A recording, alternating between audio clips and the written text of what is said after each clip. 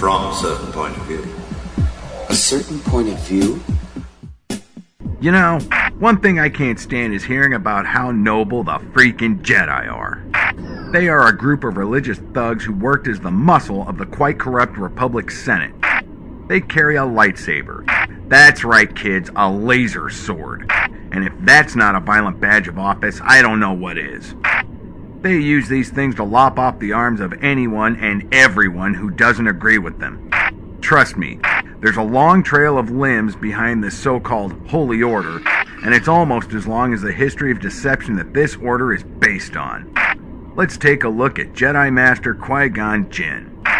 Upon boarding a Trade Federation starship to settle a trade embargo with Naboo, his plan of action is to threaten the Neimoidians. Not negotiate, not hold a peace conference, but to literally threaten them with force until the Neimoidians bend the knee to the high and mighty Jedi Order and do their bidding.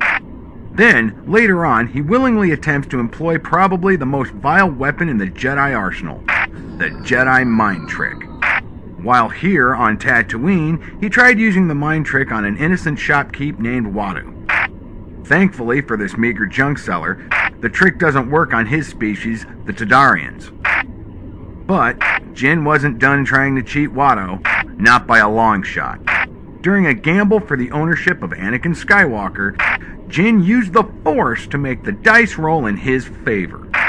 He blatantly cheated. How noble. Let's also point out that the Jedi tactic of aggressive negotiations wasn't used to free Skywalker's mother, Shmi. 2 reasons for this. 1. Jinn didn't give 2 squats about freedom for slaves at all. And 2. Shmi would have gotten in the way of Anakin's training, so this way he could abduct the child and no one could say anything about it. This was selfishness at its darkest level. Speaking of the mind trick, let's stop and think about just how invasive this practice is. It's as if your mind is being raped by the Jedi in order to get what the Jedi wants. It is the worst form of abuse I can possibly think of, and if there's one thing I know about, it's how to abuse people. Next, let's take a look at how this method of deception continued to be used by Jinn's former Padawan, Obi-Wan Kenobi. He uses it to dissuade a street dealer from his means of making a living simply because Obi-Wan didn't approve of it. There's the case of the Sand Troopers who were looking for stolen Imperial property, whose minds were also violated by Kenobi. Yeah, we take that one kind of personal. Next comes Han Solo, who, it has been rumored, wasn't even going to take the job until Kenobi used the same method of manipulation. He continues this sort of thing throughout the rest of the accounts, and even went on to train this sick mind screw to another victim of his manipulation, Luke Skywalker.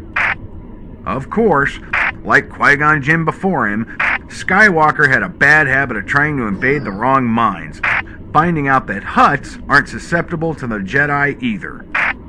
And since we're talking about the boss's baby boy, let's also point out that Obi-Wan knowingly and willingly lied to Skywalker about who his father was in order to push the kid into joining the terrorist organization known as the Rebellion. For the love of Lucas, stop worshipping these violent zealots. I'm TD0013, and this has been A Different Point of View. The following has been a presentation of A Different Point of View. All rights reserved. The opinions expressed on this program do not necessarily reflect those of the Empire or its subsidiary systems.